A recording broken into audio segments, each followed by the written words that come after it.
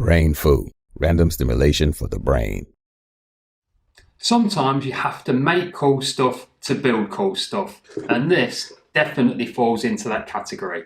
Even a relatively small vacuum former like this in the hands of a novice like me can form moulds around some really quite varied shapes and pick out plenty of detail.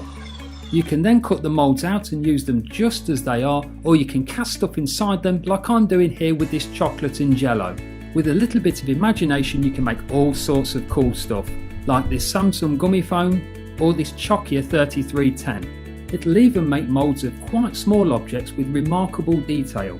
If you think you don't have the tools or skill, you might want to think again. Essentially it's just built from offcuts of wood cut with nothing more than a handsaw, and it has a few holes drilled in it. That doesn't mean it's rubbish though, and it can create some absolutely fantastic detailed moulds. The built-in guides really help to speed up accurate frame location, producing good quality moulds time after time. You can build it any size you like, but mine's based on A4 size, so that when you don't need it you can simply fold the frame guides out of the way and slide it onto a bookshelf until you need it again.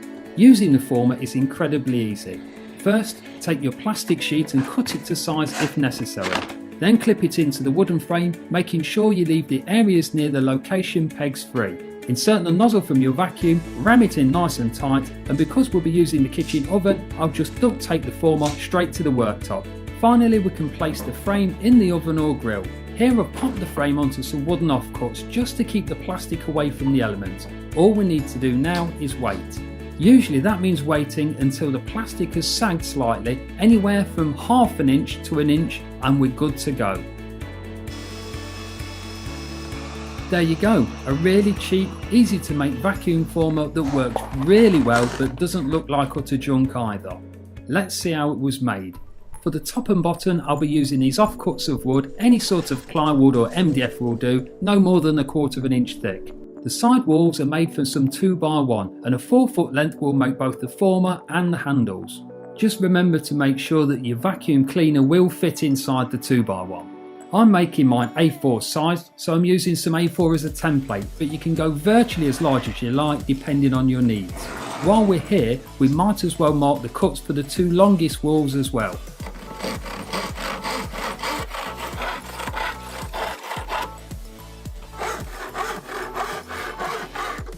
With the top and bottom now cut to size, sand off any nasty edges and put them to one side. Using the saw as a square, mark some cutting guides. The cuts don't have to be perfect, but it just stops them getting a little bit too crazy. This is a printable template that's available on the website for free, and that allows me to mark the holes for cutting quickly and accurately.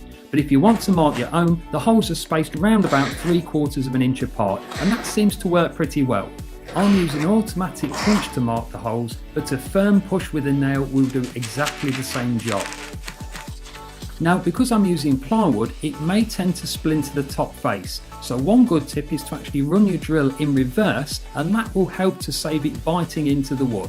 With that done, just sand up the inside and outside of the plate and make sure the holes are nice and clean and we're good to go. To stick the whole thing together, use a nice cheap silicone sealant or cork. I prefer to use this over glue because it's so easy to make any rough gaps airtight. That means you don't have to bother with them later. Some small tacks will really help to hold everything together as we build.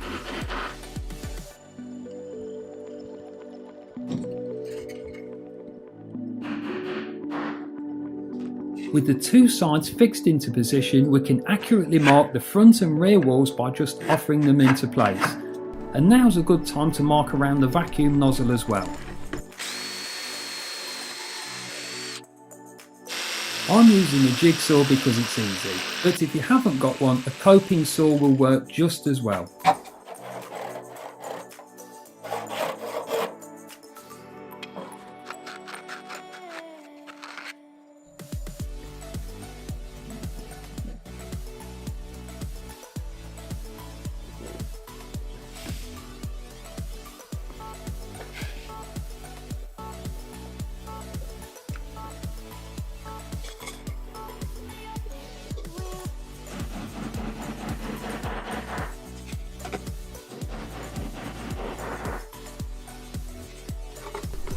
For the frame to hold the plastic, I'm just using another offcut and marking it just a little bit larger than the former.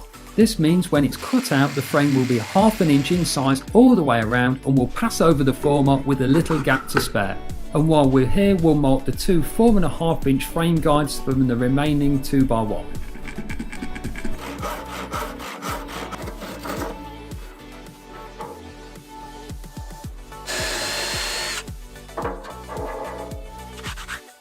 Now everything is cut, sanded and drilled, I'm just going to give it a layer of clear lacquer. It's not necessary for function, it just finishes it off.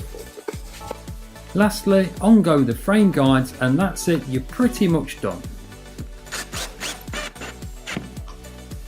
I had this old roll of draft proofing tape lying around, so I added some. I don't think it's really necessary, but if your vacuum has low suction, it just may help. And there you go, done.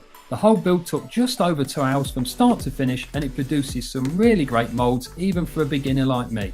If you need any additional help, I'll have links to the plastic I used in the video on the website, along with the printable template if you want it. I hope you enjoyed that little project, and if you did, I'll see you with something totally different next time. Don't forget to smash like, share or subscribe. Thanks for watching.